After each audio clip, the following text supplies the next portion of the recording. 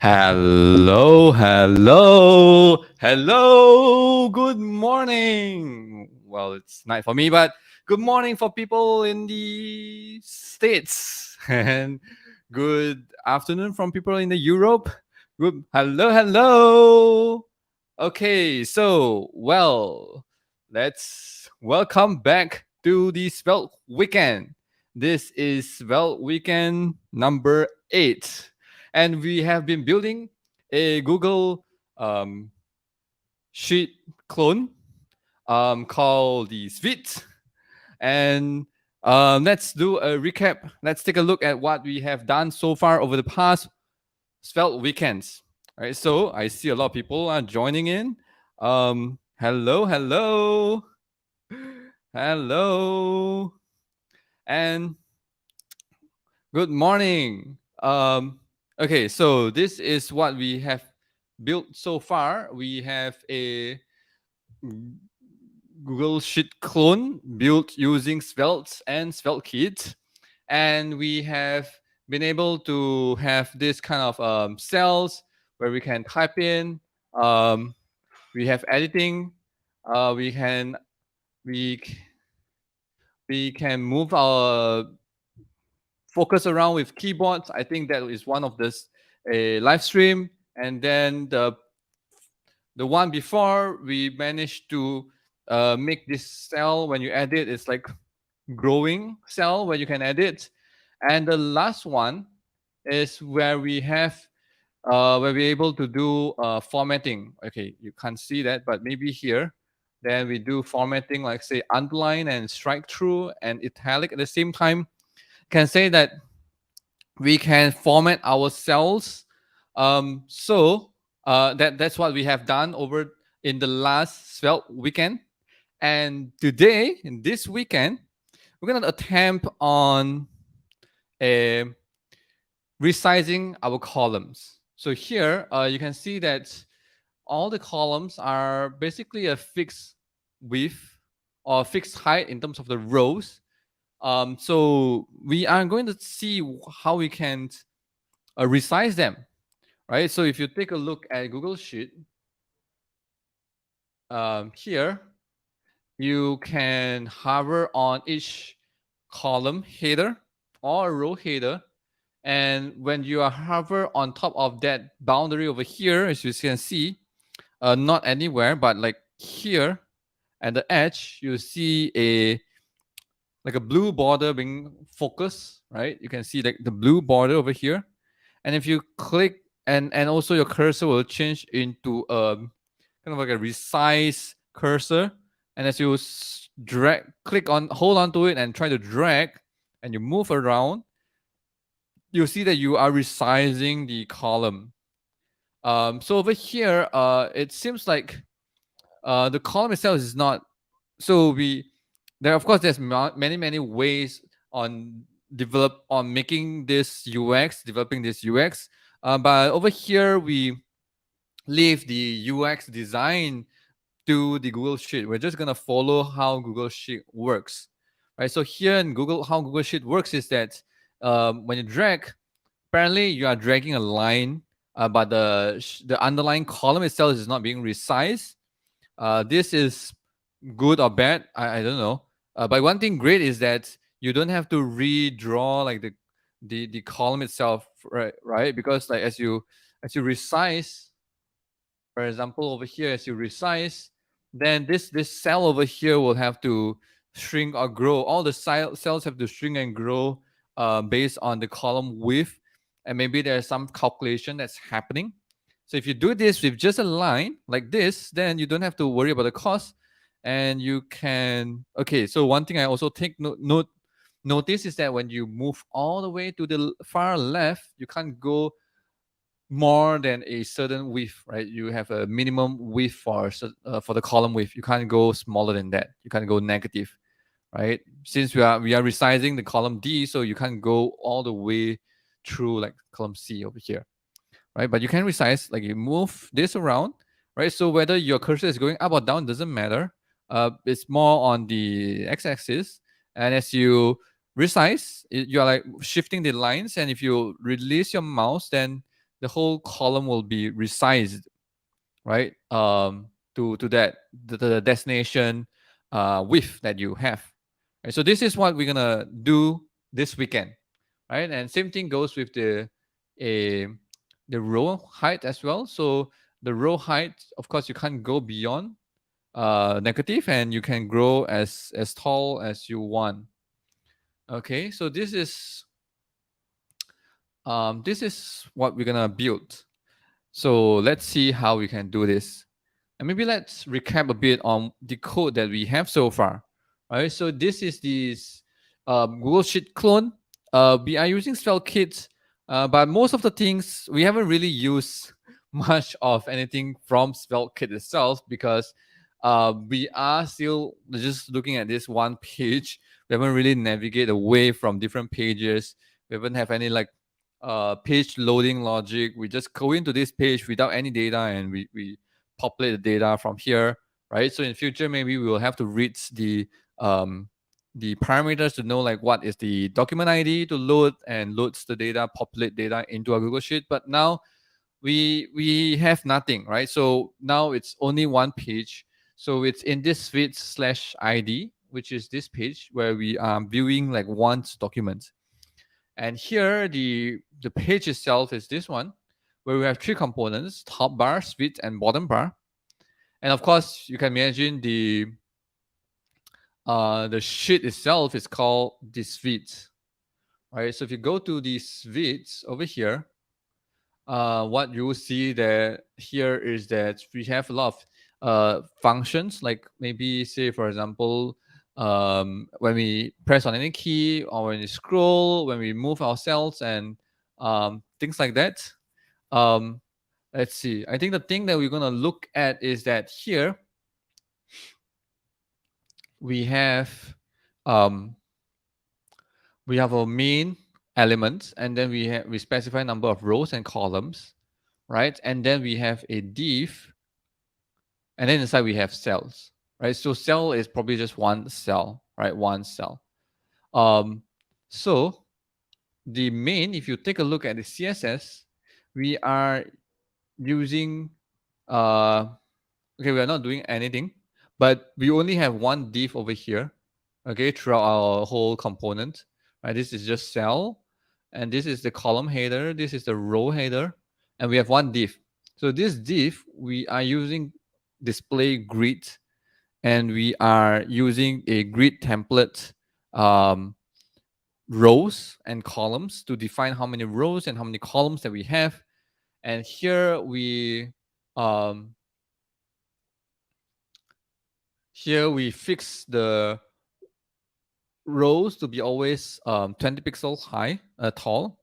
And then for the column, we have a 50 pixel minimum, or at most maybe one fractional unit in terms of the column width size.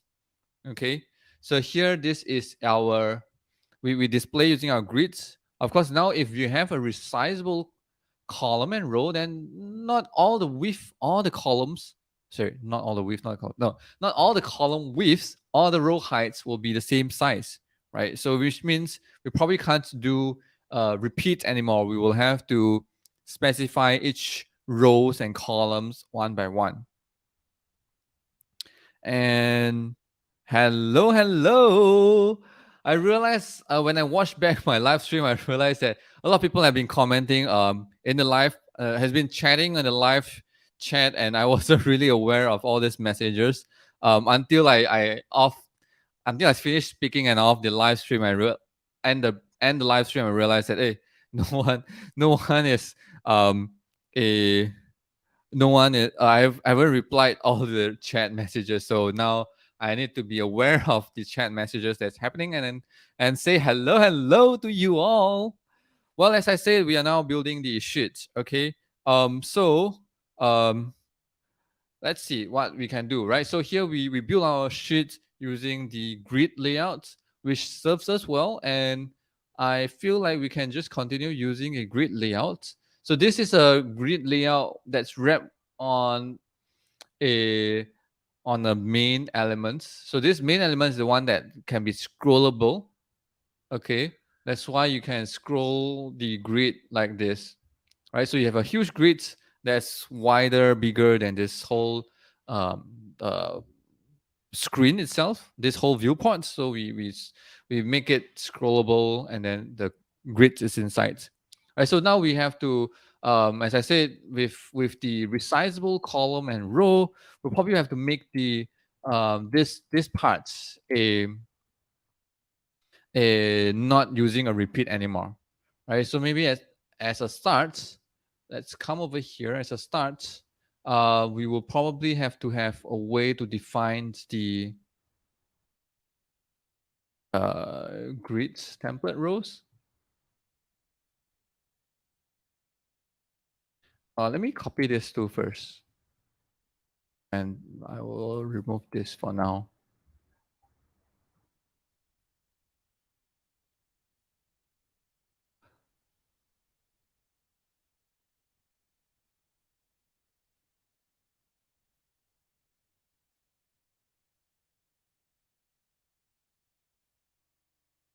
Um, okay, how about make it string using template literals? Okay, so here, rows.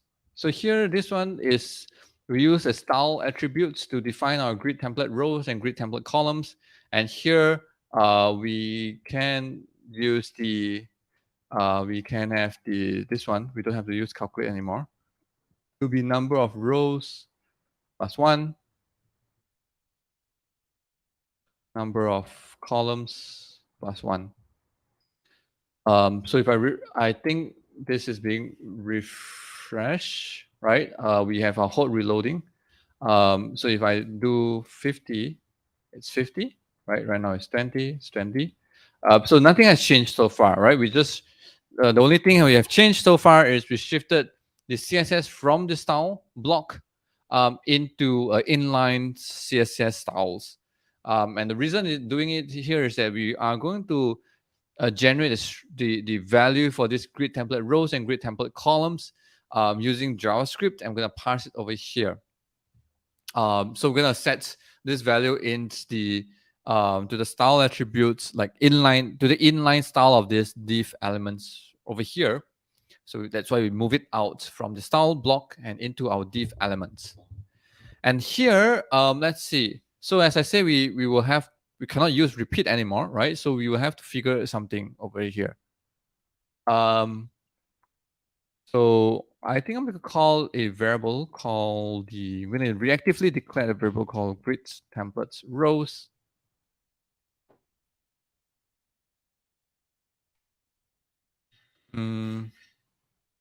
Let's see. Hold on. Number of rows. Where is this number of rows, number of columns?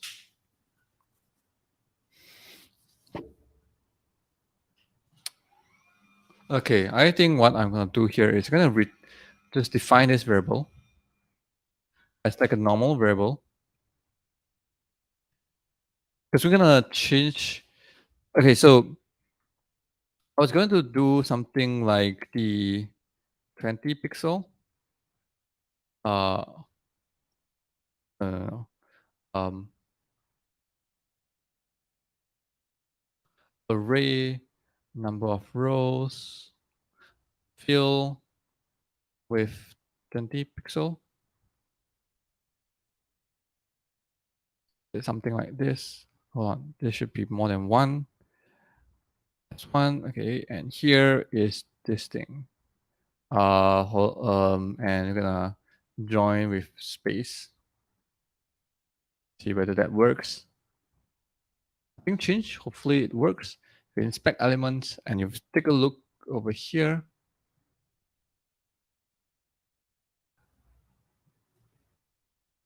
It's now a 20 pixel, 20 pixel, 20 pixel repeated in the number of rows times, right? Repeated 50 plus 1, 51 times over here.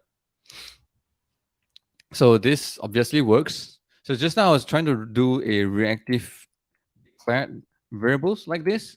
But the downside of this is that since this is always depending on the number of rows, right? Okay, the upside of this is that when you change the number of rows, then we'll update and generate the grid template rows to include more rows, right? So here you have 51 times of 20 pixel, but add if you increase the number of rows, then you will increase the number of your repeats, maybe the 20 pixel more than that times.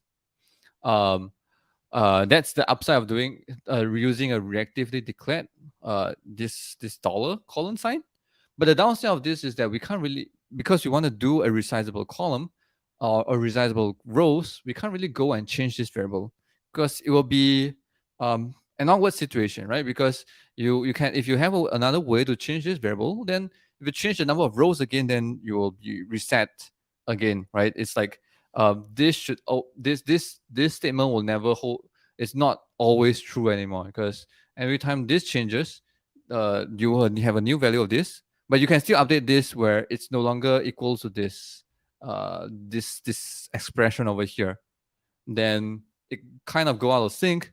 And if you try to change this again, then this will be regenerated and override what previous changes that you've made to this array. Right. So here we are going to um, change this to just a normal variable like this.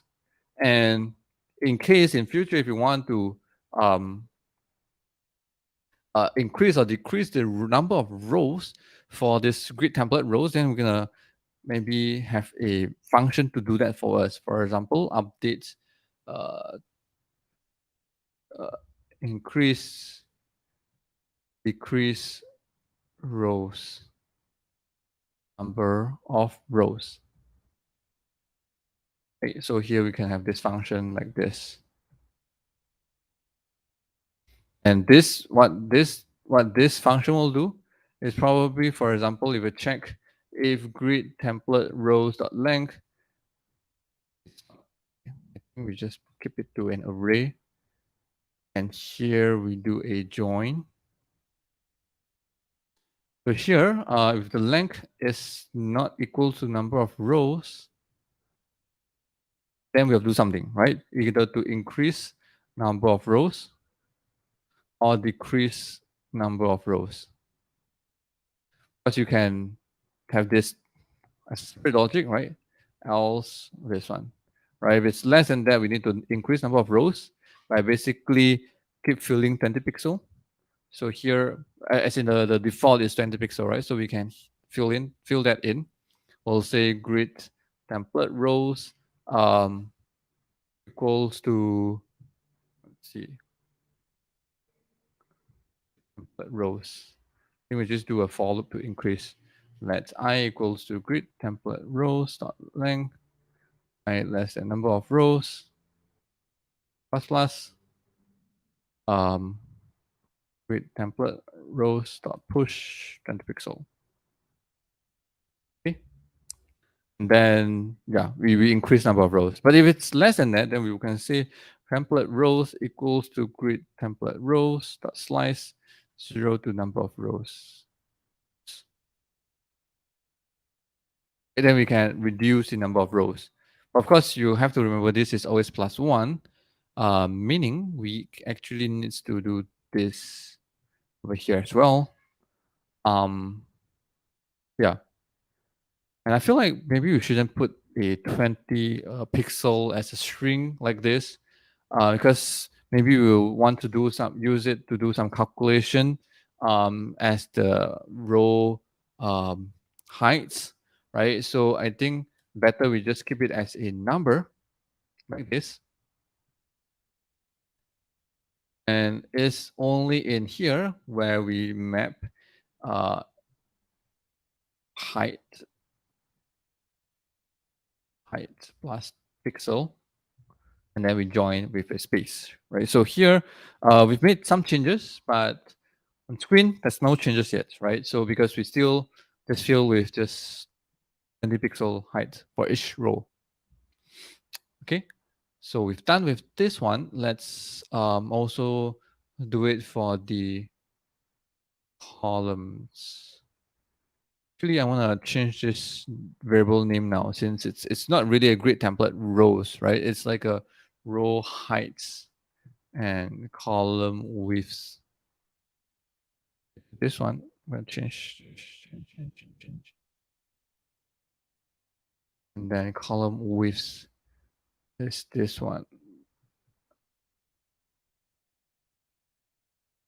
Map width plus pixel. Join. Oops.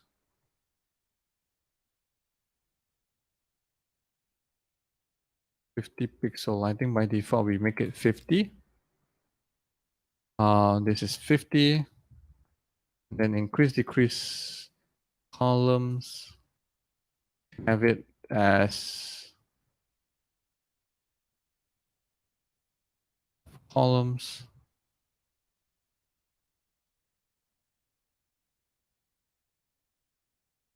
We can have it, yeah, we can, I think we just replace all the variables over here like this with columns.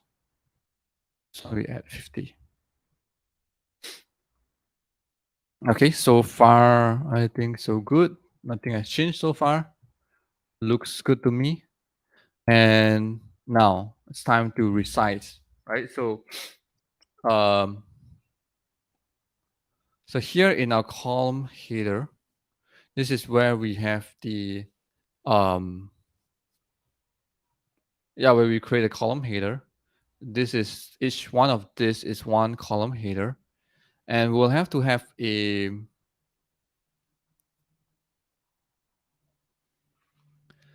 maybe add elements over here. When it's being hovered, it should turn blue, right? So here, maybe I'm gonna add a small, see whether I use a div. I'm gonna use a span. The reason I'm using a span is because I style the div over here. I lazy to add a class for this for now. So I create a span, which is totally a different element. And see what it does. A span. And also it does not change my uh, style ending yet. Okay, so hold on. So span, let's see. Where's my span? Display block. Uh, background blue with 3 pixel. See it yet? Column header. I don't see it yet. Height 100%. Okay, I start to see this now. Position absolute. Left, right 0. Top 0.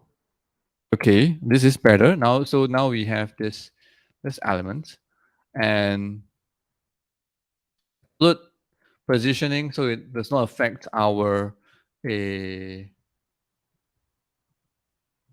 does not affect our layout. And let's see. Hold on, let me take a drink.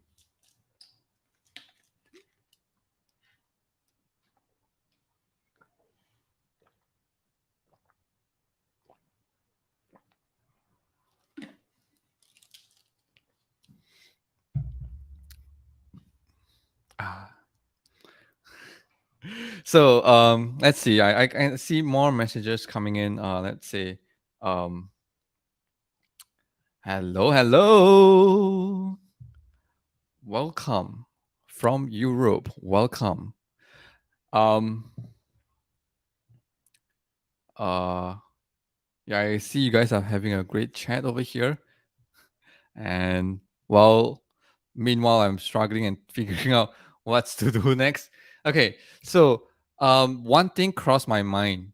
Well, it seems like here, um, my initial plan was that, yeah, I should explain myself, right? So my initial plan was that I have an element over here, and when I hover on top of it, it will it will will show up, right? So this one is not that hard, right? So here, for example, now does not have any color. And when I span hover, I can have a blue color, right? So this creates that thing where you see over here, right? It hovers. Um, so when you hover, it turns blue like this over here, right? And also you need to change your cursor. So here, probably we can change our cursor. Cursor. Sorry, what's the? Whoops. E, so this is, we use a resize cursor. So there's you see this autocomplete, which is amazing. We don't have to see, I can't remember what's the value, right? So you can see from here, we're gonna need something called a resize, right? And resize can goes in all direction. It can go column resize. Hold on, let me see. Column resize.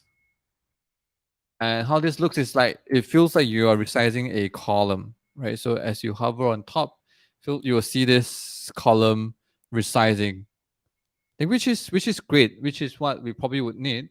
But over here it looks like it's only one facing, right? Facing the right, which if you think about in terms of compass or like a map, this is pointing to the east, right? So which means this could be a east resize, which stands for east, um, which is this way. Then it's more like this one that we have, right? So you can go in all directions. You look at the autocomplete just now, where you can have east west resize. This goes it diagonally. Sorry, left, right, east and west, right? Both sides. You can have the this one is the one that's diagonal. Northeast resize, right? So this goes to the northeast, right? So you imagine a map, a compass, and this is the direction that you go for. So we are going to the right, which is the east. This is more like the Google Sheet one, and I believe the reason is that probably because it can only go one way. It's kind of like telling you you can resize to the right to increase the width, hopefully not to decrease the width. Um, yeah, we could, yeah. So here we have this thing that you can hover and also have a change of cursor when you hover on top of it, right? But then what's next, right? The next thing is that you will have to click on this and start dragging, and I am not fairly sure whether this dragging allows us to drag like endlessly um the across this over here, like across the screen, right? Because ultimately what we have over here is span that is like a blue. Maybe let's make it like blue. Sorry, got distracted again.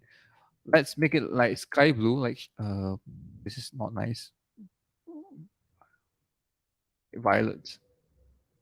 This is more obvious. Okay, we make it a violet color. It's quite obvious. So here, when you drag this, this pen is still within this cell, this container. So I'm not sure whether it's like we should make it drag all the way to um, across the cell, and this is absolute positioning, and meaning it's relative to the container width. So I'm not sure whether we have any difficulties with the calculation as well, right? So as we move our mouse, we will have to figure out our position from the mouse relative to the screen, which relative to the plot, and then make it relative to the current column that we have to change the um, position of this pink color span, right? Um, Yeah, right. So let me repeat myself, right? So as you move this, we will know, of course, we will add event listeners on our mouse to know where our mouse is moving. And we know where our mouse is moving relative to the screen, or maybe, yeah, probably relative to the screen, because we can just move anywhere, right? So we have to use that value, and we calculate how much this mouse is moving relative to where the current column is, which is here, right? And we if it's and then so that we can update the x and y value of this top or left, transform the transform translation, or the top or left or right value of this a span, because this is positioned as absolute within the column, right? uh so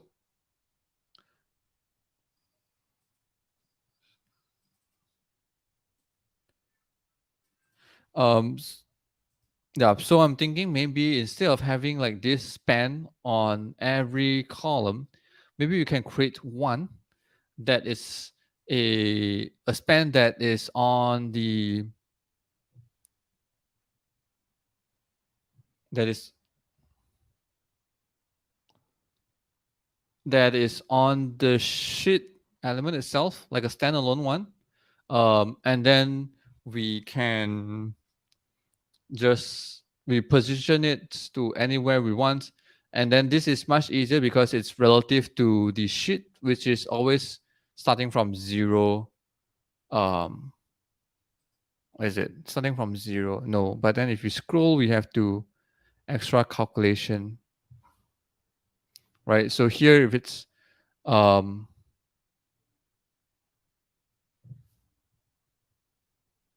yeah, it's okay. I mean, even if you're scrolling, this position relative to the sheet is still, it still starts from this left corner, right? Because um, we are this sheet itself is not scrolling. It's the container that contains the sheet is scrolling, right? So I think in terms of the calculation wise, it's not as hard. Wait. So first is you have the cursor position. Yeah, the cursor position relative to the scroll left position of this sheet of the container. Either way, it feels like a lot of calculation. Um, but well, we just go one of the choice, and then we see how it goes along. And I guess, or else right now a lot of things are quite abstract. I can't really think of a great idea over here, right? Um, you probably need two spans, just one another to indicate resize to left. So I think over here in Google Sheets, you don't resize the left one. You're always resizing um, the current column to the right. So if you hover over here, you always try to resize the A column. I guess that's why it's using this cursor rather than a resize column one, because maybe it's confusing whether you're if you have this um, column resize kind of cursor, you don't really know whether you're resizing a H or you're resizing I. But doing so, like having this direction, you know that you're always doing the resize for the column E. And it is true, you only resize column E, you don't resize column F. If I resize column F, you have to go to the right side of the F to do the resize. Um, yeah, so there's only one indicator and one span that you need to have. So yeah, I guess they thought about this, right? Now it makes sense to me now. So we have this thing. Let's make it bigger so it's more obvious. And I'm gonna go down with the first approach where we still have this over here, and we're gonna add a event listeners to try to start dragging this thing, this span. So what we have is on mouse down.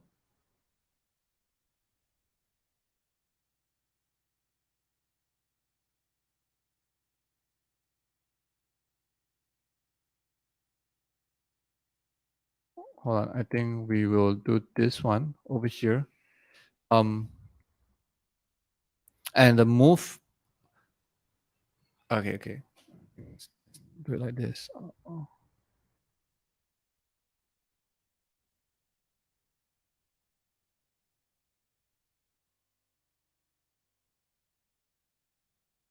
So we have one event for holding on it, uh, one event holding on it, one event trying to move, and one event when we release, right, which is mouse up. And for now, we are going to just console event when it happens. And of course, we need to add it to our span over here where we can, it's the one that we can do the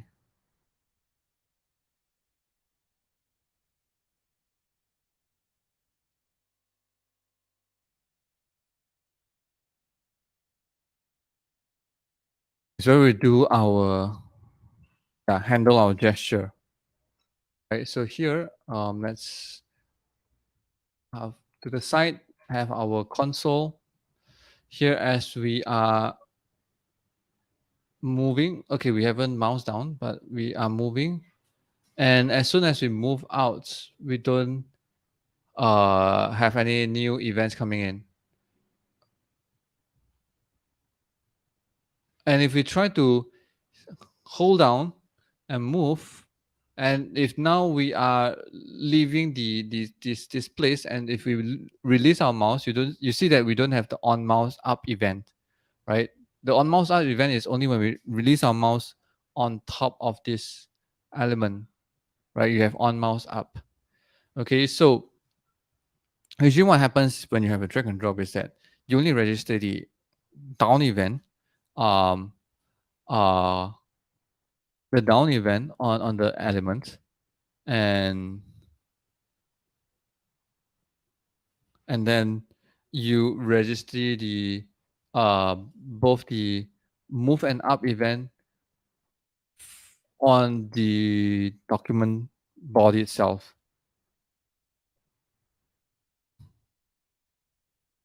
So that uh, from now on, once you release, right? Because now the move only happens when you are over here. If you move out your mouse away from this, even on top, right? You don't register any movement anymore, right? So you actually register the mouse move on the whole body itself once you start register as something as you start dragging. So here we have the our mouse move. Uh,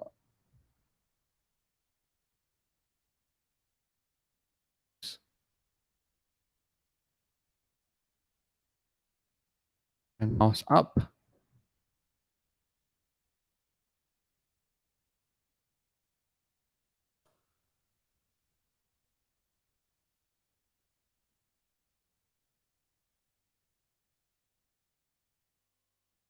Like this one.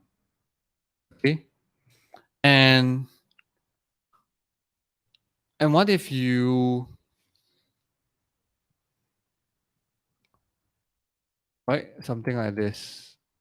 Oops, hold on. And now you can move anywhere. You can see the mouse move, and if you release, it's mouse up.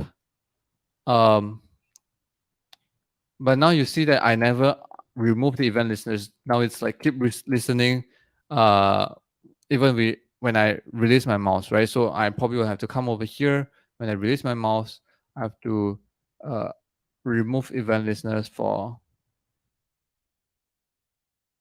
both case, right? So this is where you will have your mouse move, drag and drop logic, right? So here, if I hold on, mouse down, and as I move around, you can register a mouse move and as I release my mouse up, and now when I move my mouse, there's no events at all until I come over here and start the down mouse down event again, right? So this is how you have, here is where your mouse is moving, and this is where you do your drag and drop, your not drag and like resizing, dragging logic over here, right?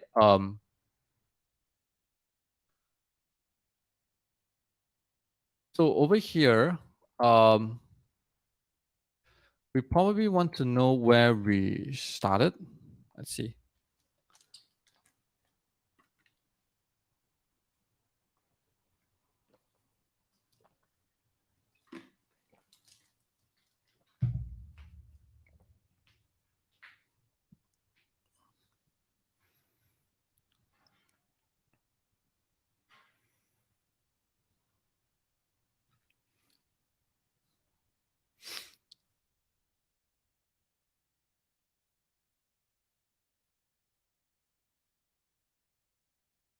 The mouse event, right? And we probably gonna get the a mouse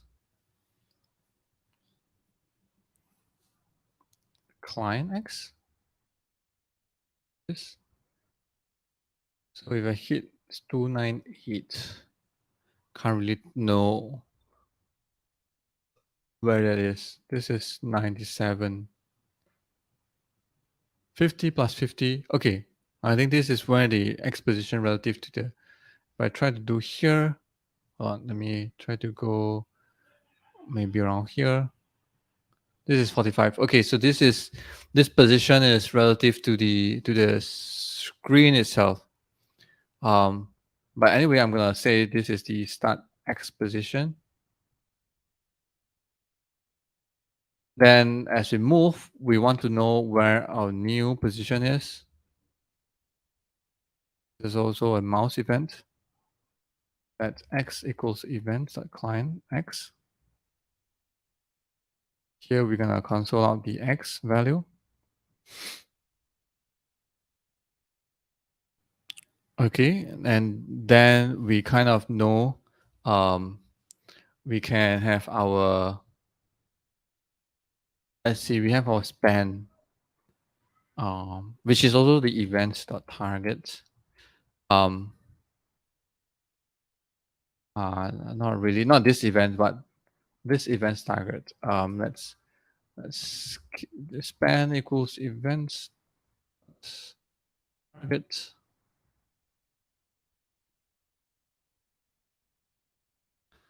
And that bot style that transform equals translate. So maybe something like this. Let's see whether it works. We're gonna shift this. We're gonna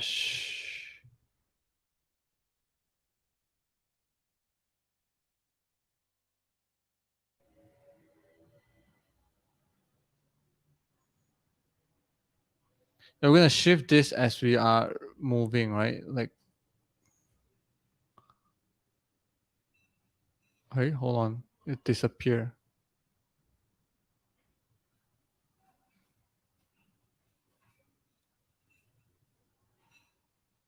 Oh, because I not hover, it will disappear.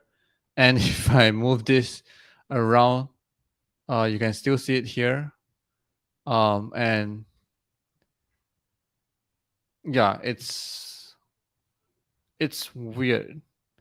Um, there's a few things that's happening right now, right? One is that um, this thing shows up when I hover on the column, and as I drag, when I start dragging, I need to make sure that it will always stay even if I'm not hovering on top of it, right? So that I can still see it.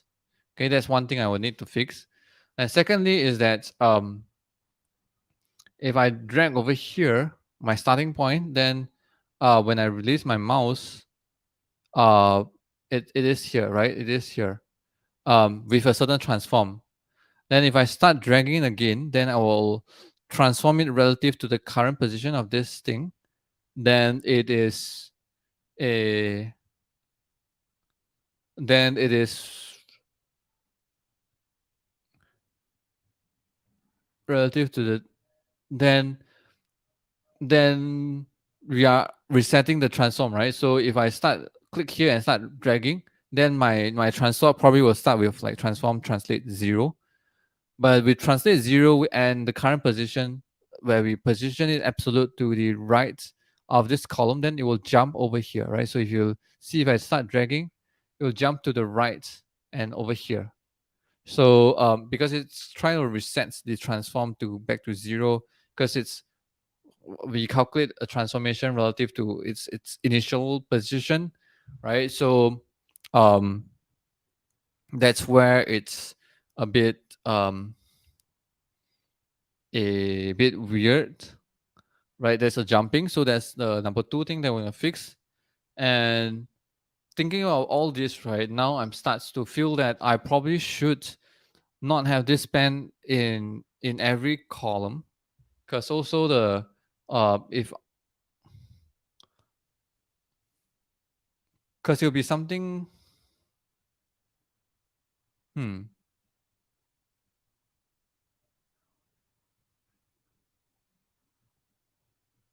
Yeah, because the calculation will be much more easier because we can always place it at one place with using a transform. So the position of this pink color thing will always be at the left, and then we just transform it based on where we are hovering on top. We jump transform to that position, and as we move, we just change the transform position relative to the container. Then it will be much easier to reason with, and also yeah, it'll be much easier to reason with. And later on, we will have to still draw one line, thin line over here, like you have in your sheet. Then that thin line itself, that guideline, it's also much easier to draw it because it spans across the cell now, right? So if you try to draw a vertical line that spans all the way down, you can't. If this line is within this cell, within these elements, then you can't use the height. Say for example, 100% because that will be 100% of this cell's height, which is what we have done to this pink rectangle over here, right? We want something more, and we want something probably be placed in terms of hierarchy, more towards as a child of this sheet rather than a child of this column header. In that case, probably we can have a separate component inside our suite that do that for us, right? So here we already have this div. Um, I think we can have a separate component over here called a column resize guide.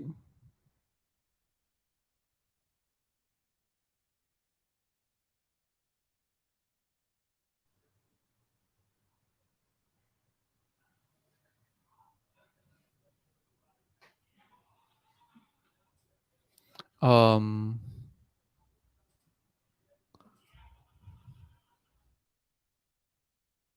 Something like this.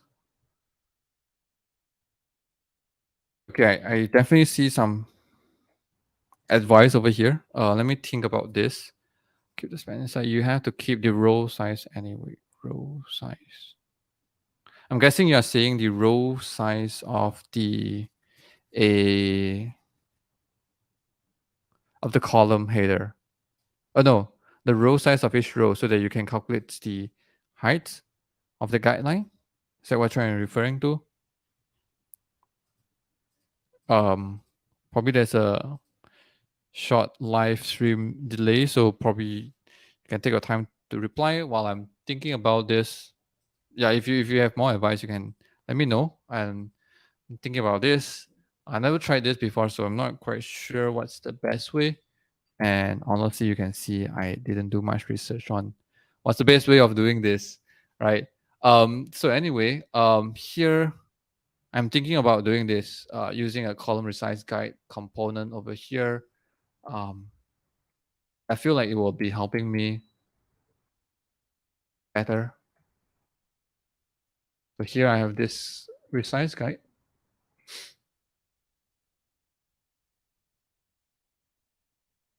And I this guide will have two things. One is I just use a div instead of span. Class. Let's see, class.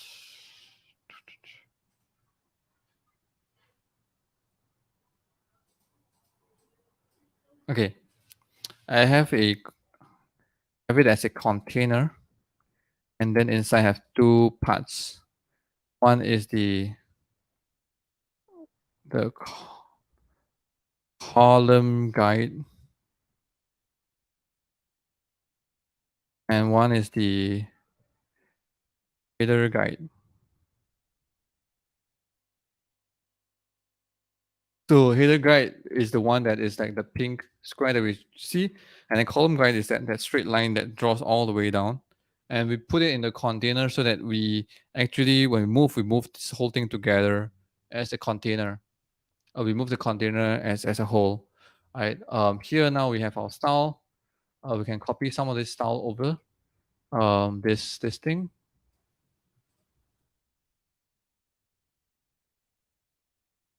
This is the header guide.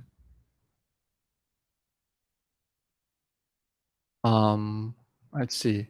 I think our container should have a position absolute of 0. 0 uh, z index will be, maybe let's make it big, 1000. Now let me find where you are.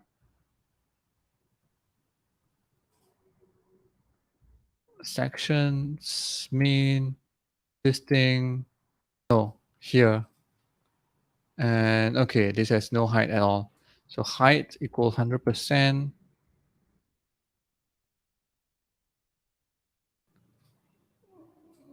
This thing now leaves a background.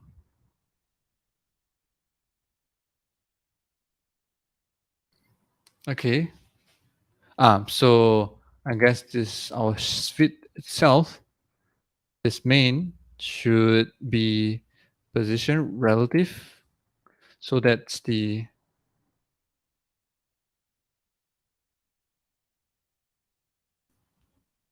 this is like full height, which is like this.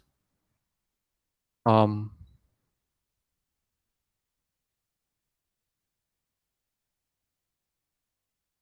position.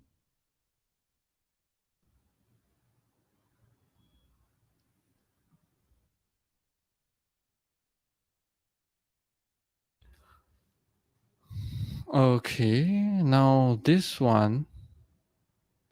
Okay, now I think we would have to have two more variables over here. One is the column header, right?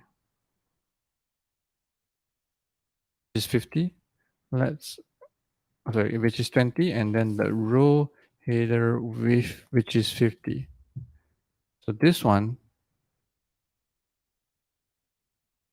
only number of rows as a row heights, and then this one, I'm gonna add it in front of this over here pixel, like this.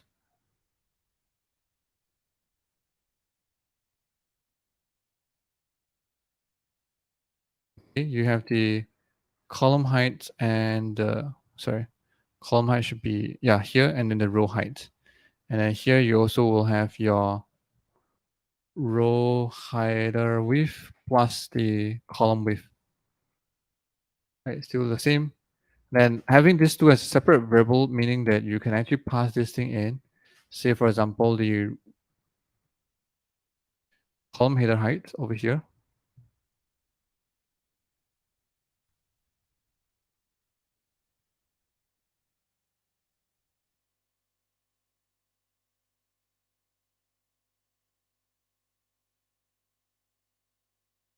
So we can actually pass this thing as the style, right? So for example, height, column header height,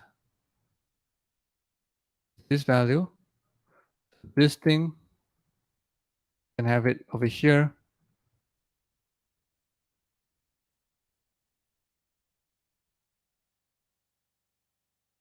One plus pixel. We have it here like this. And then the column guide would be the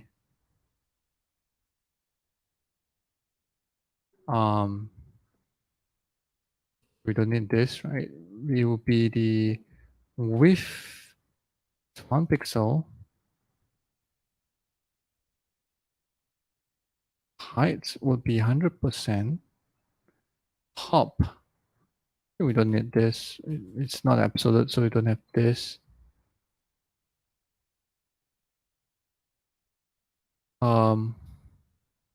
Background is still the same color.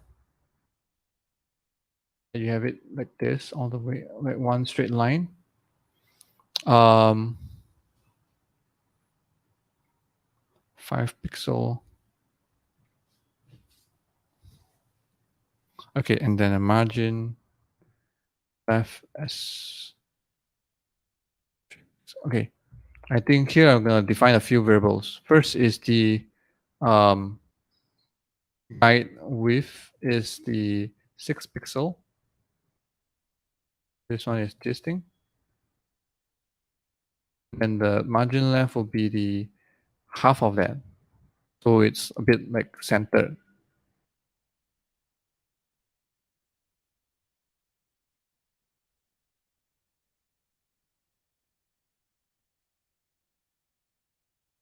So, oh, actually, still okay, 5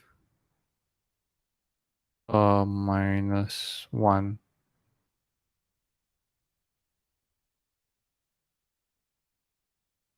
Even a valid calculation. Oh, minus 1 pixel.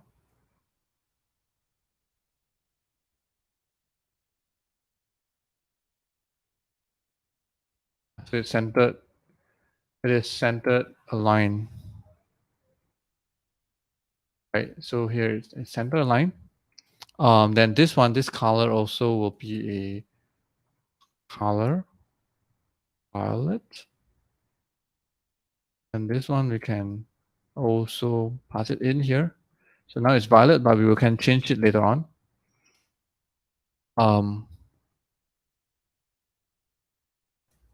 So here we have a few states, right? Start dragging, also false. And this column guide opacity, start dragging. If it start dragging, then it's 1, or else it will be always be 0. Right? So you don't see that now. And of course, hover, you will also have to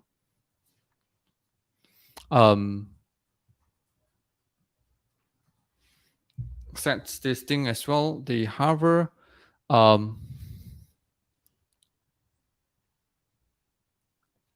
think let's ignore this for now. Okay, let's just say if we hover on top, we have color. So the back, let's just see if we hover on top. Then we change this color so that you know that it's being hover on top. But we are not changing this to like opacity first because we want to see how we can place this guide as when we hover on the column header. Okay. Before that, let me show you how it will be useful for us when we start calculating the position. All right, so here, I think let's start with x0. Now, this is always left and top absolute to the container. Now, as we start doing the x, we are going to change the transform. Translate x equals to the x pixel. Okay, this is the thing we have. Of course, next is we need to have the dragging ability. So here we're going to copy this whole thing in column resize guide. Okay, and instead of just adding, okay, I think we can add first and we explain later. Down equals to this one. So you can start dragging it anywhere. And release, you can drag it. Hold on. So now the client X is always based on, I think we don't have this. We will set our X equals to events.client X. And the target is the div, the container. So here we, okay. Okay, so here you can drag anywhere it belongs, and then we just release and we can continue dragging, right? Doesn't matter. And as we start dragging here like this, we can also add dragging equals to true. And as we release, we set it back to false. This gives us the guideline as we drag, right? The guideline, and as we release, it's not there, right? This gives us the guideline. Um, okay. So one thing about mouse down is that now when we add mouse down, um, you do all this thing, right? And as you what but you start to add two listeners, the mouse move and the mouse up, right? As you once after you click on it. But what happens if someone say, for example, what if, like, just for example, just give it as a what if sake, what if you this component, this guideline component is being removed from the screen, then you don't have a chance to remove event listeners for this too, and you don't really do a proper cleanup, right? So to do a proper cleanup, you will have to say maybe on destroy, and then remember to the remove event listeners from body for this two thing. Right? This will give you a proper cleanup. If just say, for example, if you mouse down on top and then you destroy this guideline, right? Because there's no way uh actually your mouse arm might be triggered because it's gone, it's not there, but probably not, right? Because it's no longer there, you're not removing your mouse cursor on top of that element which is not there, right? So you will have to have it on destroy and do these things, right? So that's where using action is a much better alternative over here, which is why the beauty of actions, right? So if you use actions instead, some just I'm just gonna randomly name it called drag as an action. Then this action allows us to return an object which have the destroy method. Oops. And the beauty of this is that um yeah, it's okay.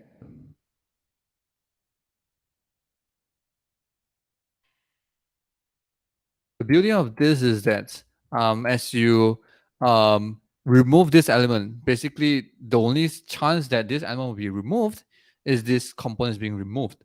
And when this component is being removed, you actually have these methods for you to call, which is to destroy things, right? So here you can actually still keep whatever we have so far, but we do our own event listeners for adding the mouse down. So the elements that add event listener mouse down, because it's more verbose right now. But this gives us the opportunity to do a proper cleanup, just in case if when you mouse down and this component is being removed, then in that case your destroy still be called, and you will still call the a remove event listeners. Okay, sorry, not this one. You can still have this do function. Let's move it out. You can still call to remove event listeners for this too, right? To just do a proper cleanup. Um, yeah, so you add it on a body, right? So even if an element is removed, it's not you didn't clean the events from the body, right? So here you have a chance to do a proper cleanup from the body, right? Of course, you will the downside is that you add another a more verbose way of doing. You have to remember to remove your own event listeners when you add event listeners from within an action, right? Of course, that's being done automatically by for you on an element when the component is being removed. But this too is the thing that I was trying to refer to, where now you have a chance to remove them as well if by I don't know what reason the element is being removed, component is being removed when your mouse is still on holding down, then these two are not cleaned up. Now this for now is cleaned up properly now. Okay, so here and great thing number two is now we don't have to even have a reference to the span from here, because we call this drag with the element, which is this element, and we kind of have this access to this element from here, right? So meaning we can actually over here, we can have this elements, we can have access to these elements. Now the translate will be the X, I guess. Let's see. So now I think this one we can remove for now. So now we can drag this, release, drag, release, right? So pretty nice. We can drag now. And what happens if you scroll, you can still move around. And if you drag, something is wrong, right? Remember this position? Okay, you can't see my you can't see my fingers pointing, but just remember this width, right? My cursor is here. So if I remove now and I try to scroll, you see that this is actually dropped over here, right? So this position is relative to the client X is relative to the this screen over here, not relative to the position within this scrollable div, right? So here, let's see, we could figure out the scroll position of the container event. Whether it's do we have any value that does that event? So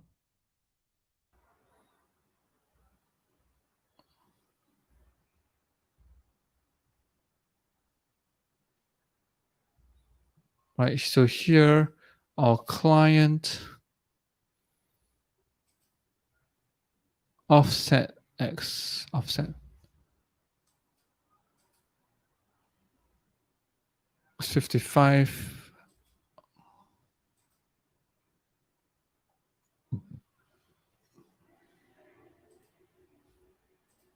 Okay, then what we need is we will have to figure a way to pass in the scroll position, and then we do our offset by ourselves.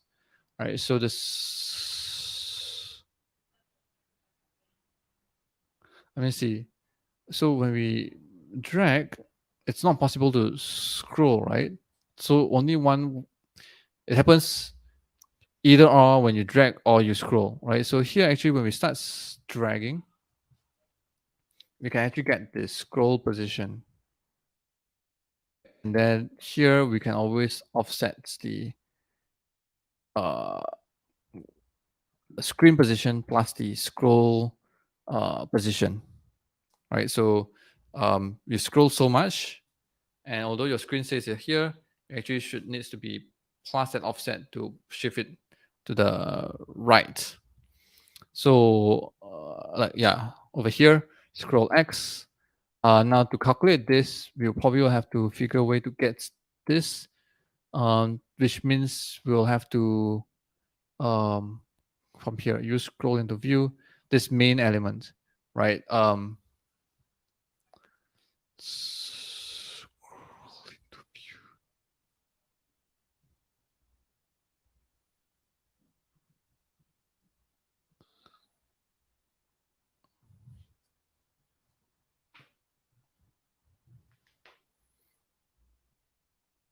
Okay, we actually have add scroll event listeners to this main element before when we are trying to do this thing when we try to move our our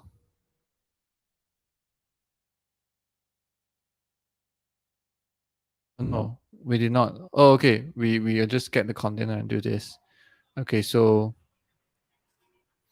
I guess we just need to get a reference of this container, right? So here is, I'm gonna call it bind this equals to container.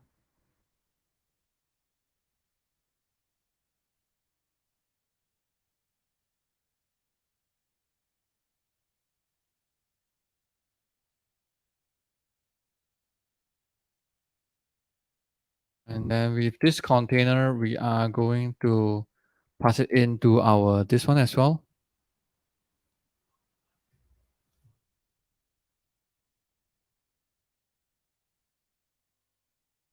like this.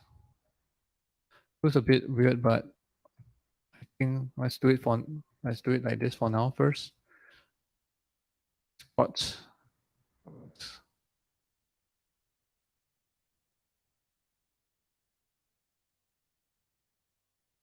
with this container, we can actually get the scroll left.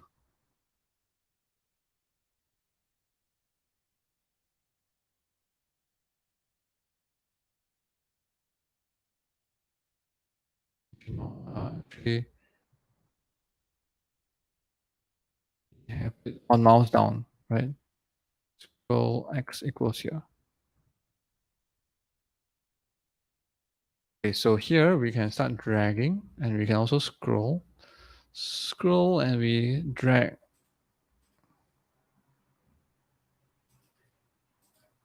Okay, mouse down.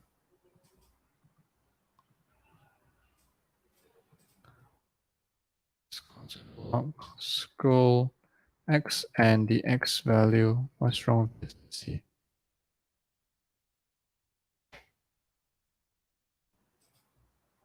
Oops.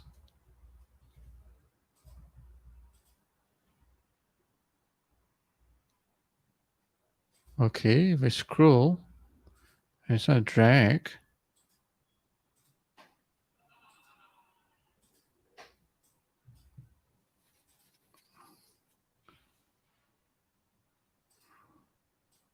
How come it's jumping places to places?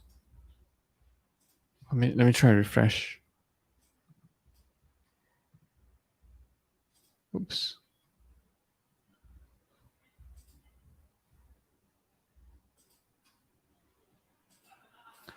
It seems like it's trying to reset back to the original position and then try to jump O again. Scroll X plus X. Okay.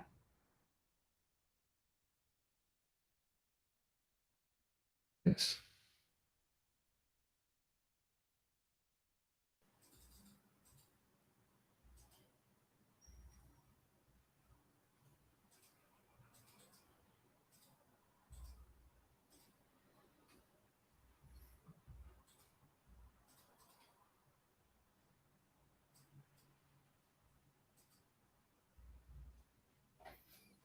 What is trying to do against us when it tries to change the position?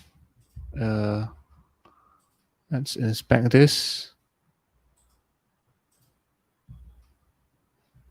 Oh, this one. Right.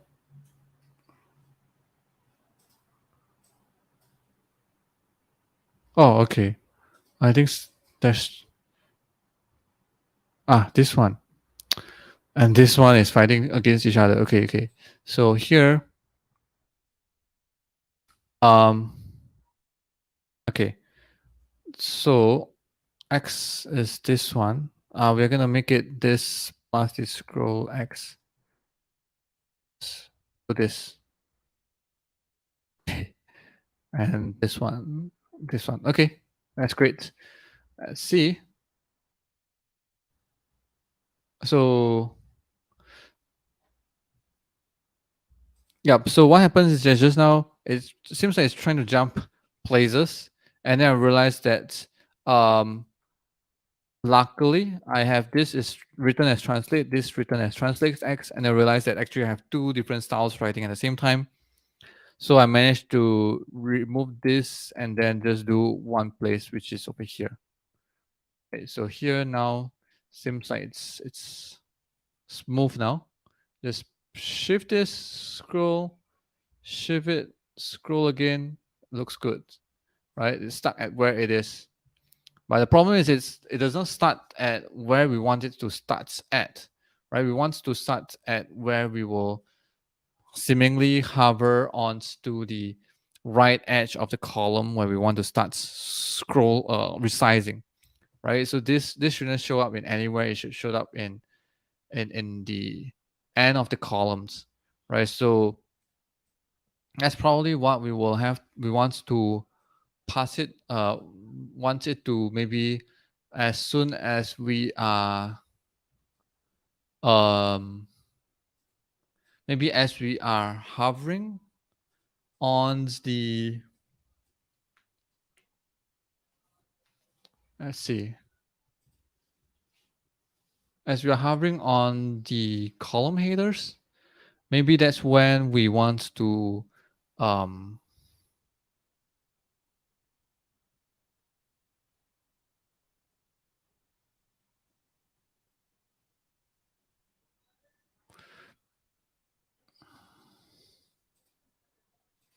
So there's multiple ways. One is that we will always calculate where our mouse is moving, so we record it uh on we add a mouse movement, and uh and then we place that thing on the on we just move it as we move our mouse, and only show it when we are hovering on top. We only show it when we are near the right edge of the column header over here, right? And other times we just um, ignore it, right? So it's like we just move anywhere, and when returns red is only when we show it up, right? That's one way. We can just keep listening and then move it anywhere, and um, like okay, to describe, it feels like this. Um, let's see.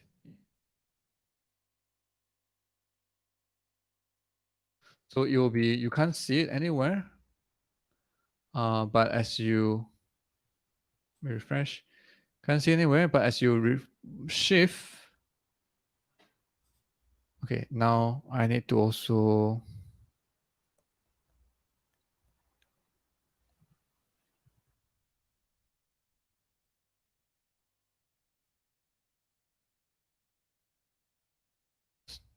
class dragging, is dragging. I think I'm gonna call it, I think a class called dragging, because actually I have two places to set. One is this thing, this dot header guide, um, and then or the dragging dot column guide, or when the header guide hover. I think all this case warrants opacity to be 1. By default, this is also opacity 0. It's okay that we leave it below because this thing, the specificity is higher, but let's just move everything down here, and we remove this inline style. Now, if we have this class dragging, then we know we will it visible, right? So by default, it's not, and as we start dragging, it's always visible whenever, it doesn't matter where we are. And as we remove, it's gone.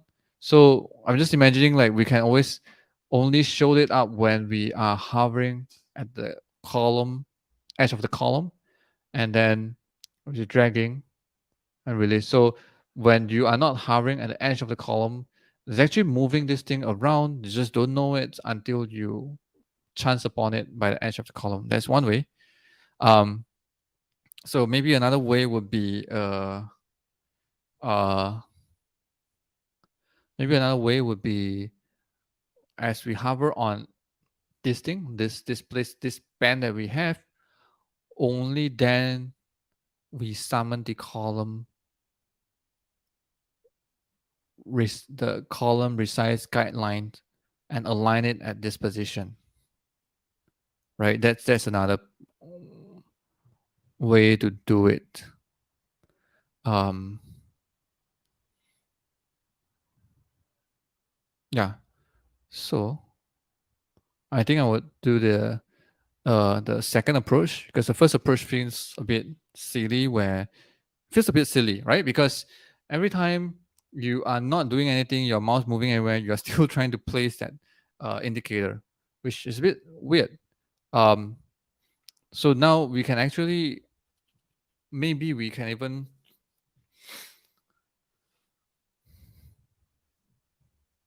have a sort of like a state. Let's see. Um,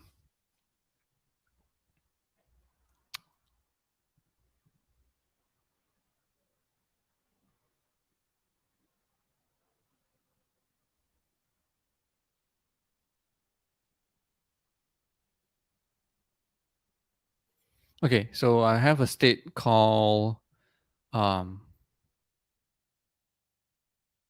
let column resize guide um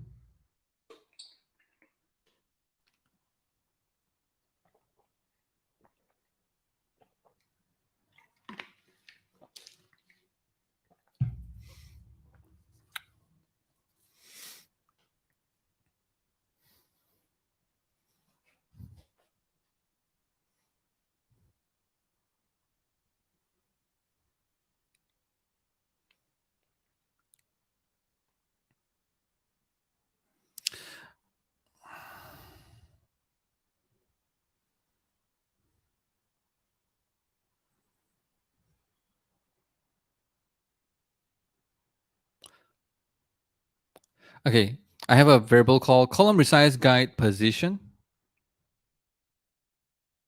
Starts with undefined, meaning you're not resizing, and then we only add this thing. Basically, we only render this if we have this value. Oops. Then only we render our column resize guide.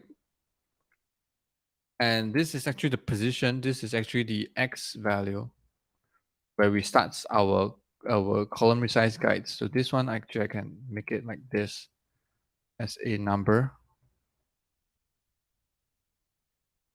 Okay. And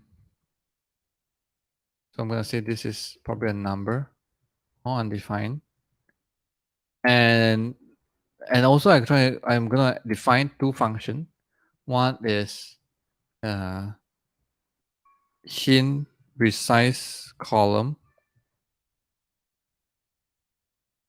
column number, and one is to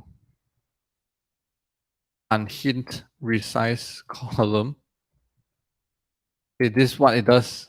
It's the opposite of hinting. We want to resize column, right? So unhint is to do this, which is to set the column resize guide position back to undefined. But for hinting, we're gonna pass the column number, and we can set this value based on the we're going to set this value based on the column.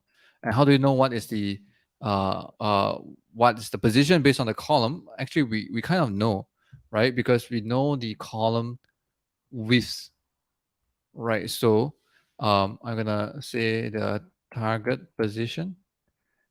It always starts with the column. No, uh,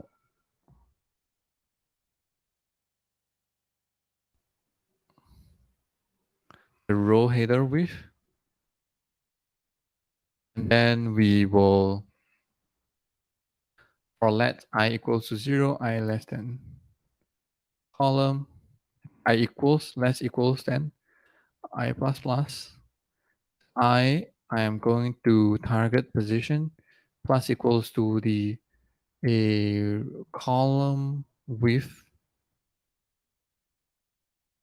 and this will be the target position. Let's see whether this works. Okay, so here we have this two function, and we're going to pass it into our column header. Right, so here we're going to say on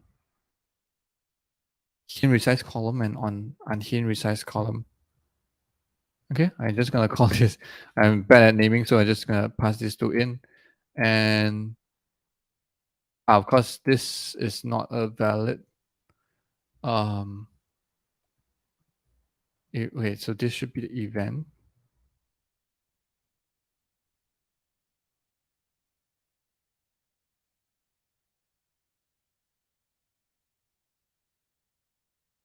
So the column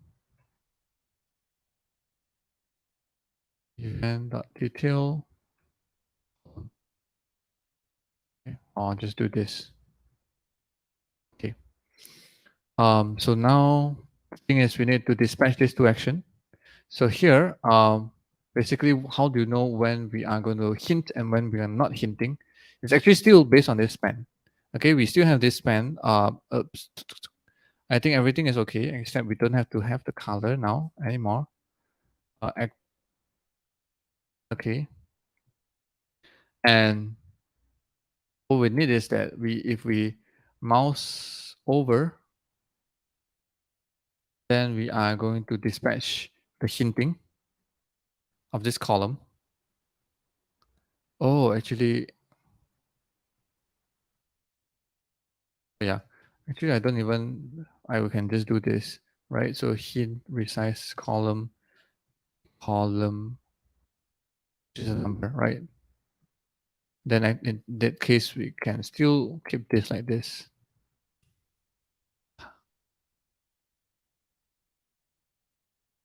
Okay, so still we go back here. We need to hint it. So we need to dispatch something. So create event dispatcher. And on mouse over, we are going to dispatch this event, this hint resize column. And on mouse out, dispatch unhint. See whether this works. Okay.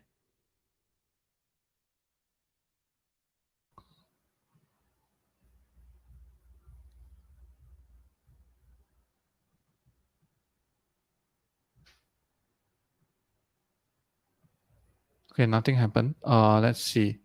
First of all, let's check whether we are getting the events coming in correctly. So here, I'm gonna console log.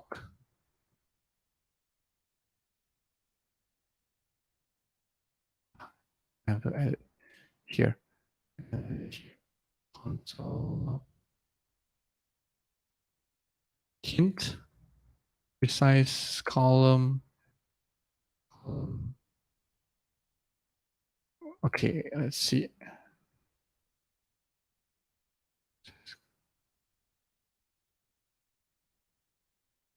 So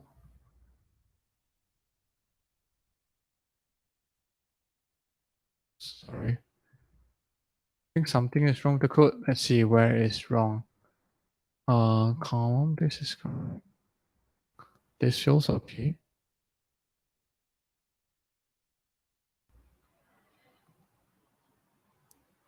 Sweet.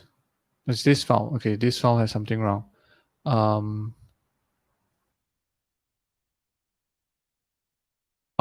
what is this? Okay, let's remove this. Okay, let's refresh. So hint resize column 2, hint resize column 3, 4, 5. Okay, I think this is correct. So now the next thing is that after we hint, what's this value console log? This one. 300, 350, 100, 150. And correct. I think the value is correct. So now, if this is correct, then this should render us this one. Okay, which means we actually don't have to start with opacity 0. This one we can ignore now.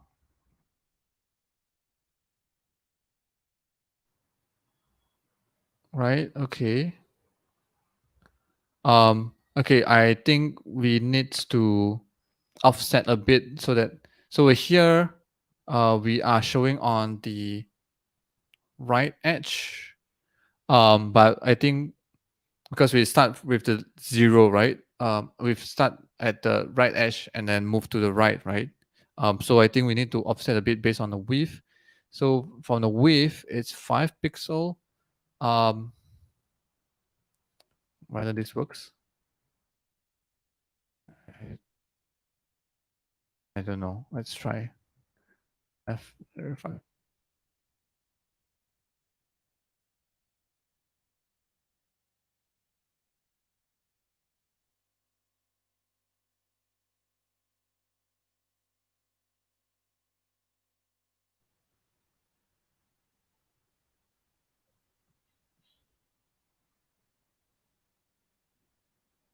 Okay, so I believe because whenever we move away this.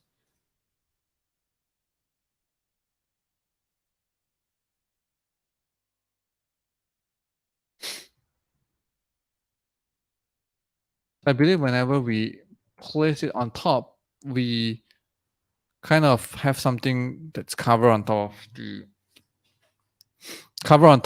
the original um the vat the hover thing that we have previously. Now that's why it's kind of like once we add this thing on top, it's like unhinged and it will remove this remove our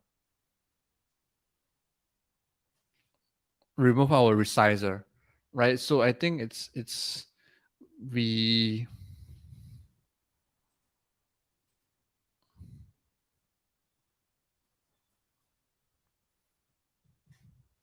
let's see, yeah. Yeah, so we cannot once it unhinged, we cannot do the if thing, right? Because once you start dragging, you're moving away from the whatever this area. When you're dragging, then we try to unhinge, which is trying to remove that guide. Then that guide will be gone, and we can't even drag anything. So this should always be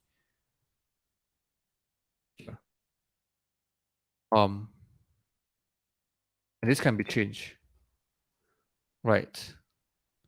Which means that if it's undefined, we need to okay, so we need a variable called show. It's when it's dragging or when the x is not undefined. Right. So when we set the x value we want to show, but we haven't dragged.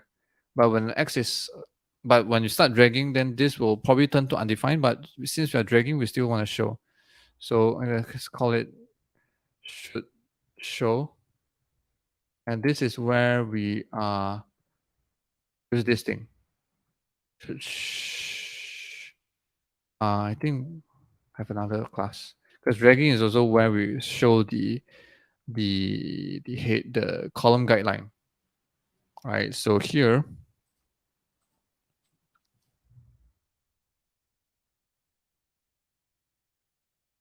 should show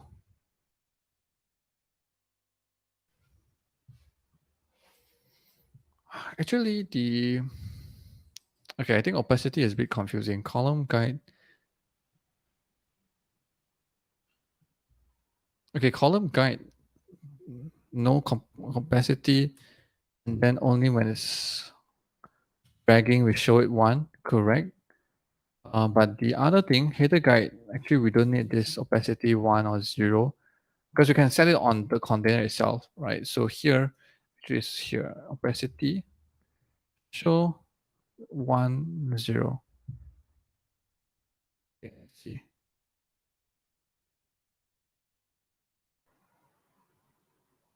Ah, feels better.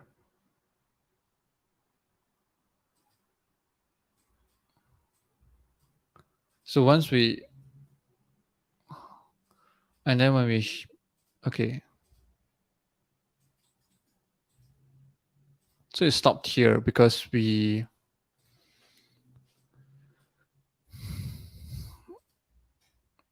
but the start dragging should be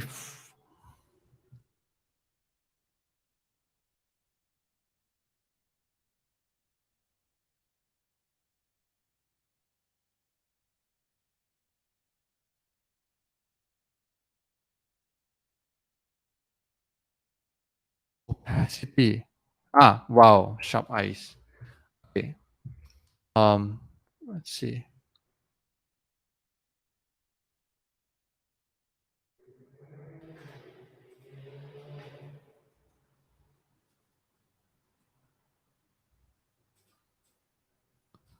Uh,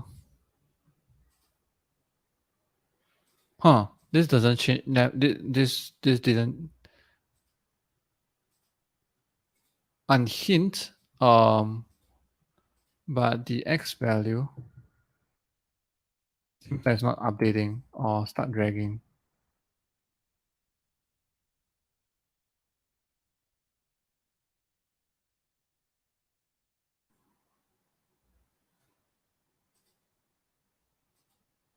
So x value never being resetted. So meaning the unhinged.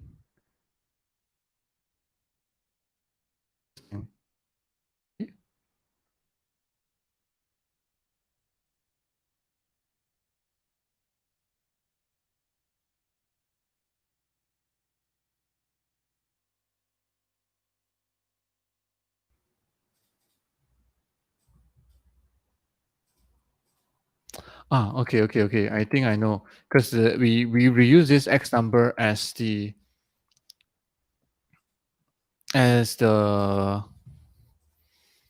over here as well. So even when we unhint, we set it to undefined. It's immediately updated by this on mouse move, which is okay. Which is okay. I think we should what we should do is that um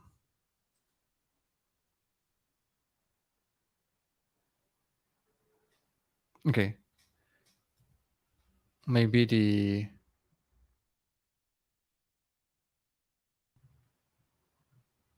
okay, I think we have it separately. One is the x that we set. Another thing will be the exports, like the initial x that we have. And this one is like this. And then also we actually have the um initial x like this. And here we also do initial x. This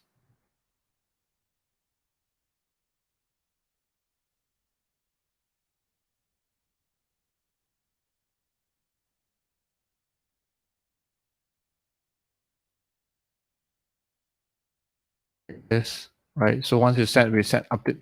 Once you set to a value, which we want to this, we update the x, and then this actually just tells us whether we should show, if it's already unhinted and it's not dragging, then we should hide. Okay, so now, here, and we drag, release a no.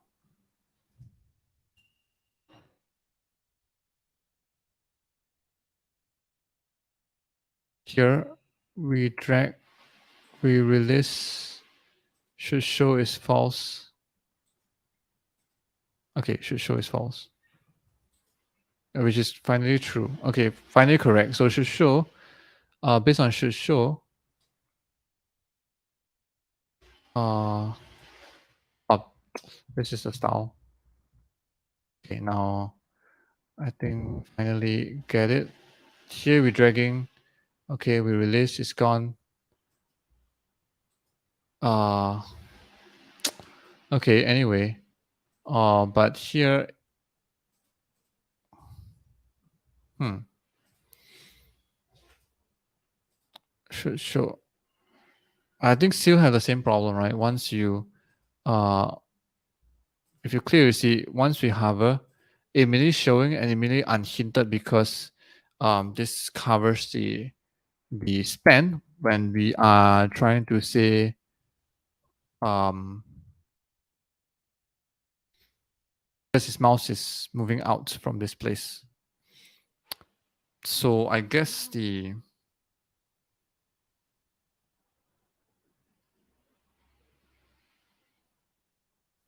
okay, maybe let's see whether we can have it here like this. What if it's on the parent? So anytime when you have column is this, and when I come over here, because I added something on top, my mouse is out of that element, right? Because it's on top of a new element that's on top of it. So,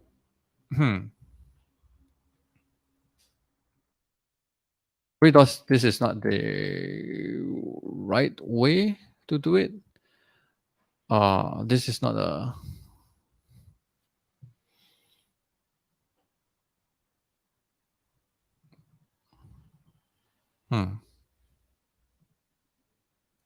pointer events, none for the resize guides. Good question. Pointer events.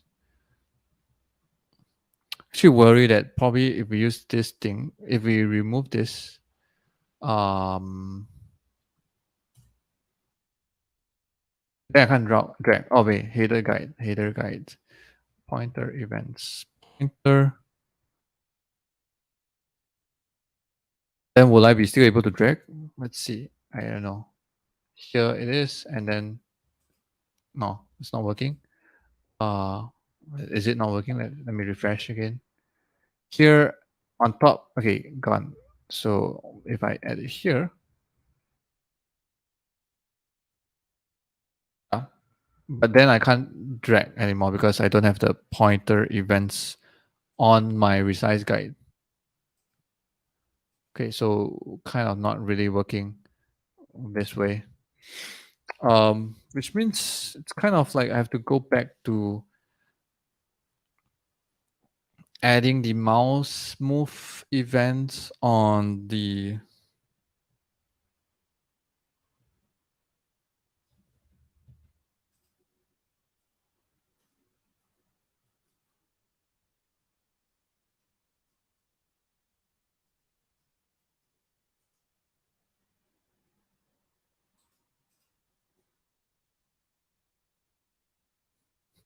Okay, I think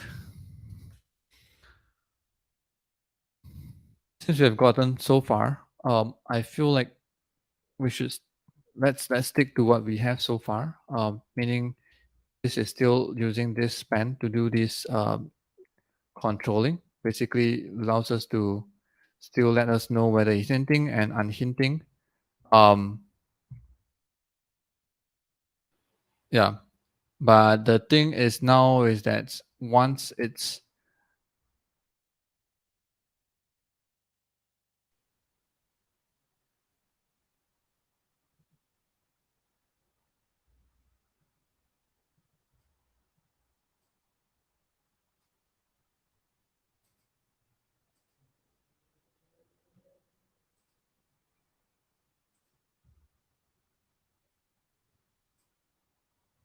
so we know for a fact that whenever we move our mouse on top, we move this thing on top, it will be um mouse over. So actually we don't even need this.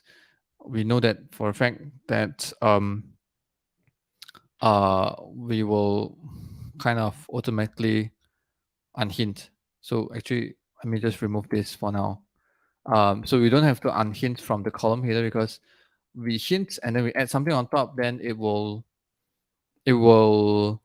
uh yeah, it will not hinting, or it's already leaving away from that how that span, right? So the place where we want to trigger to unhint is when we move our mouse away from this column guide when that we just added on top of it, right? So here I guess the thing is that here if we have the guide over here on mouse over,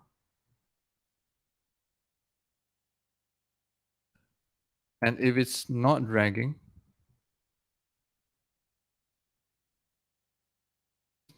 dragging,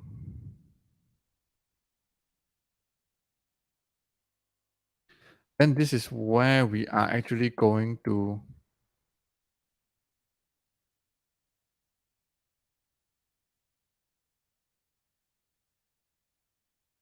say we want to unhint. Uh, unhint.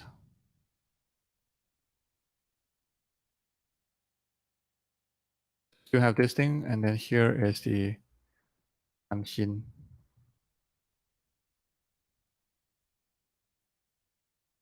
Okay, so here, wait, hold on. Oh no. Oh, sorry.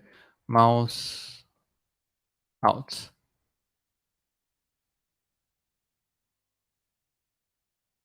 Okay. If it's not dragging and we already have the initial X.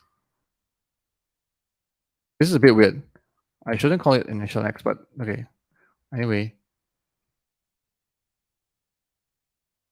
so we have it here, and if we move away, it's gone. And come back, it should.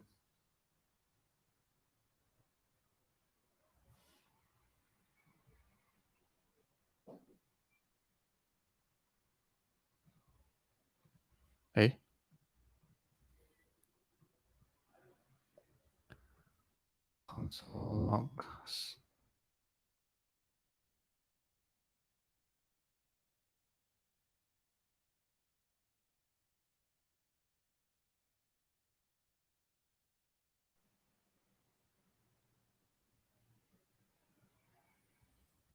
dragging false initial x. Yeah, so we set unhinged and then we unhinged and now initial x is undefined, right? And then it's like this. And as we hover on top, hey, hold on. Let me clear. Okay, so here if I hover, it will trigger a hint resize and then it should show. And if I move my mouse, if I drag, it's okay. But if I move my mouse away, then should show is false, unhinged. Then yeah, we do unhinged, and then the initial x is undefined, and should show is false. Now if you come back again, oh, okay, leave. And then if we come back to the same column again, it's not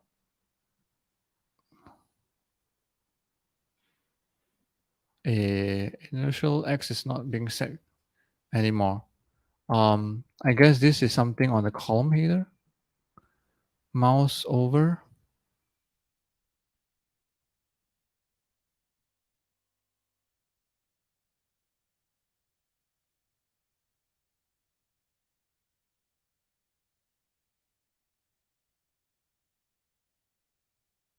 Mouse, okay.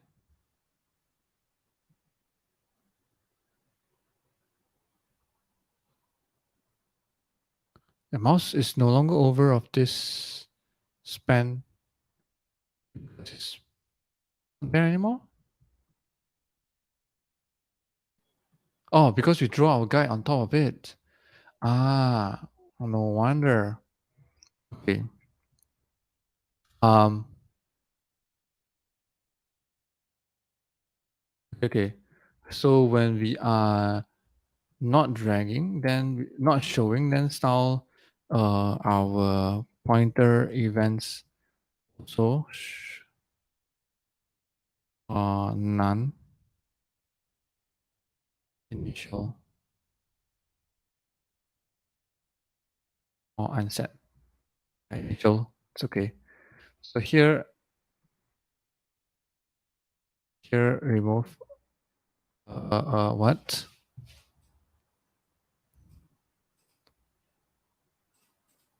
Oh wait. It's the other way around.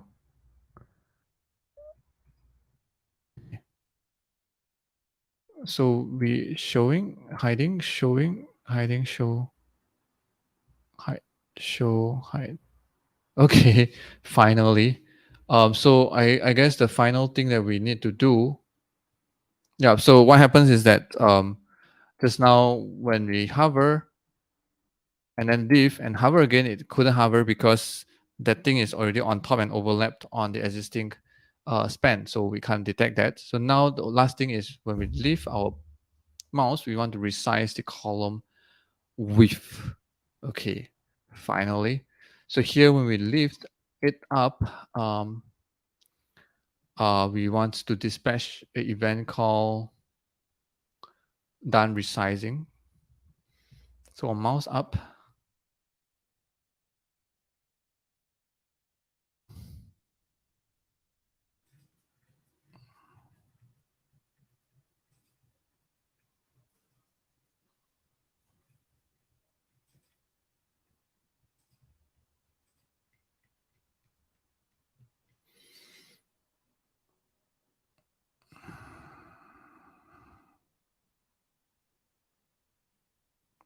Okay, so here we're gonna say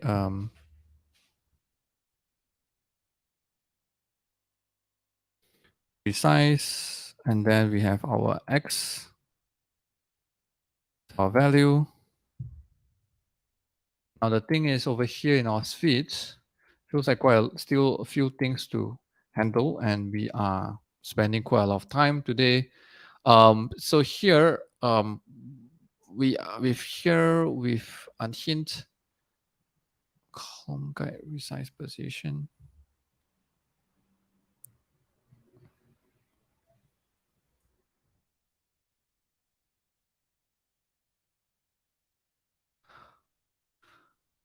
Okay. I think this one I need to change a bit. So column guide resize position. It's gonna be the column number and then the left position is, which is a number. Okay, and then here we're gonna set this as the left position is this position, and then column is this thing. The reason is then later on here I'm just gonna call left position. That I still keep track of what column it is right now. And now the next thing is when I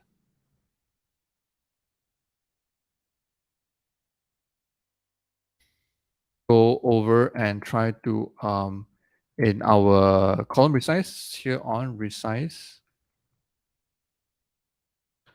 events, custom event with the,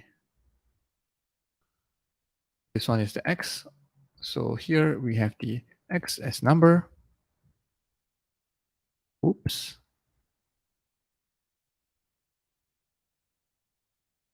I think just make it on resize. Okay, event. Events dot detail dot X. Let's do the X is the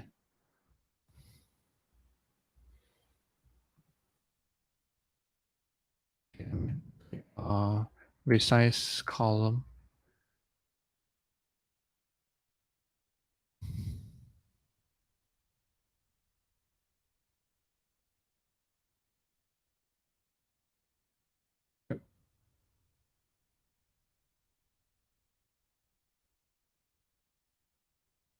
Okay, here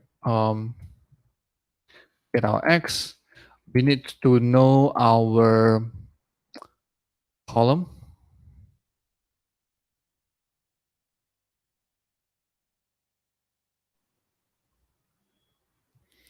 This column is called the column resize position dot column.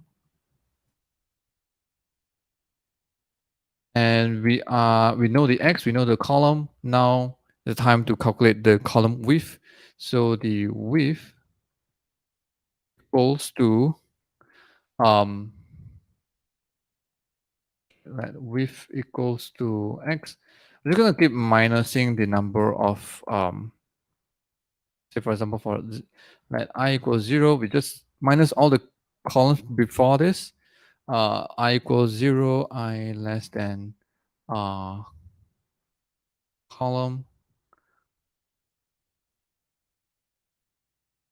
minus the row header width first, and then also minus width minus what's this, column width I, and then we return the, and then we get this width. I'm gonna console out first and see, and then the column width column equal to width. Okay, I think that's it. And let's try. So here, if I resize and release, oh, hold on, feels a bit weird. If I made here at A and I resize to here, hey, how come I'm resizing C? Oh, shit. But the position is correct, right? Because B, if I come over here, B here, release this is correct. Okay, A is correct. But if I remove all the way across, then now I'm kind of like resizing for B instead of A. And I believe that happened because the A, why? Hold on. Column. Okay, so here if I resize across, that's because you see that there's another hidden resize column happening on column 1, right? Previously we are resizing the column 0, and then as we resizing, as we are dragging, seems like we passed the threshold, and then we thought that we are resizing for B instead, right? So I think we can pass this thing as column as well.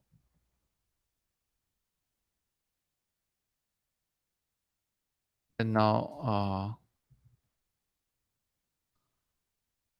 column. Then this one we don't need this. Then here we can actually pass this thing. Column resize.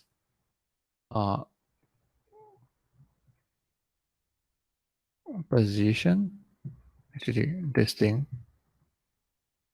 And here column resize position is this one. Left position. Is the left position. Number.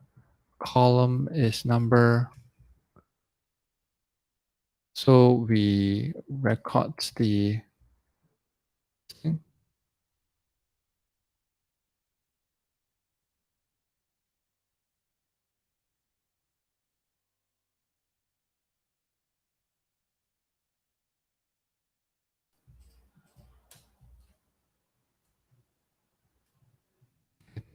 Okay.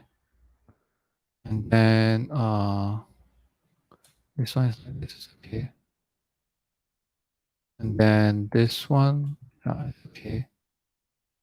Over here when we start moving, I think we just records the column equals to the column resize right position dot column.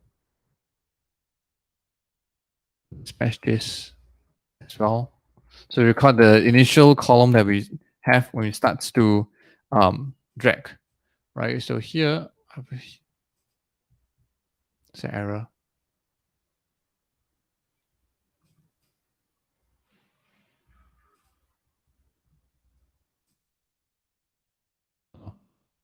Same thing. Same problem that I faced. That bit column here.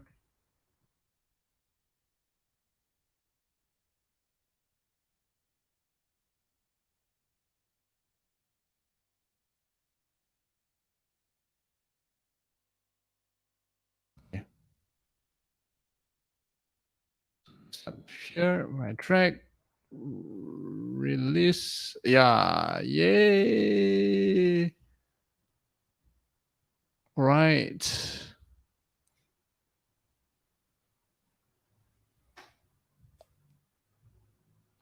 Yay. Okay, so probably one more thing is I should not resize across like this, which be weird. The width will be negative. So what I would have to do is also quickly pass this thing in. Let me clear this unneeded. Quickly pass this thing in from here, right? When we hit resize, we should also see the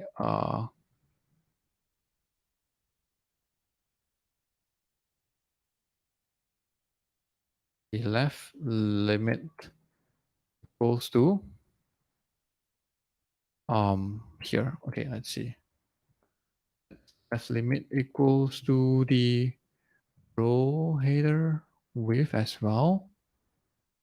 As we calculate, okay, if I greater than 0, then left limit plus equals to the column width I minus 1. The left limit is only plus with the thing previous minus 1. Actually, this is equals to the target position minus column width column. So left limit is a number. Here in our guide, left limit is a number. So here we just make sure that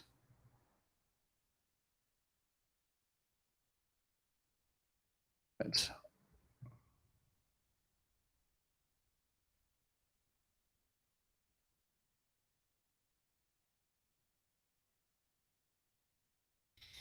make sure that we don't go past this. So math mean, oh no, maximum of left limit or this value. Okay, now here we can go and we can't go past that. And even like that, you get 0 height, right? Which is a bit weird. 0 width, right? So maybe here we just add maybe some margin like 10. So you don't resize less than 10 and you start at here and release. It's like this, right? Yep. I think that's it. So here I probably maybe see whether we need to clean out a bit. Like I don't need this. And yeah, and then we can resize and release. We can resize past multiple columns, and you can just do whatever you want. And you release. Oops, hold on. It's resize, resize, release, and then it's this. Resize, release, and then you have this.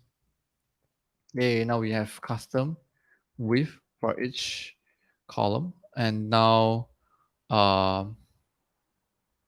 right. And that's it for this week.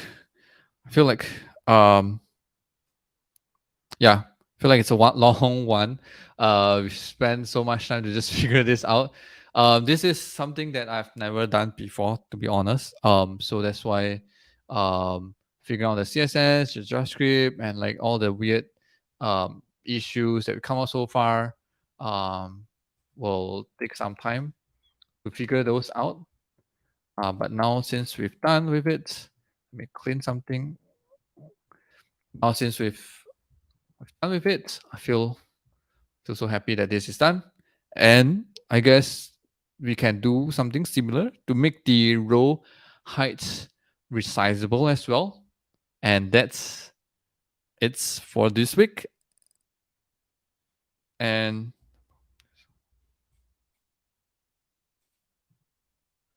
the problem is solved with left limit brings up a new feature in my mind, hidden columns. Good question. Well, that leaves us something to think about in the future Svelte weekend. So that's it. And see you. Bye bye.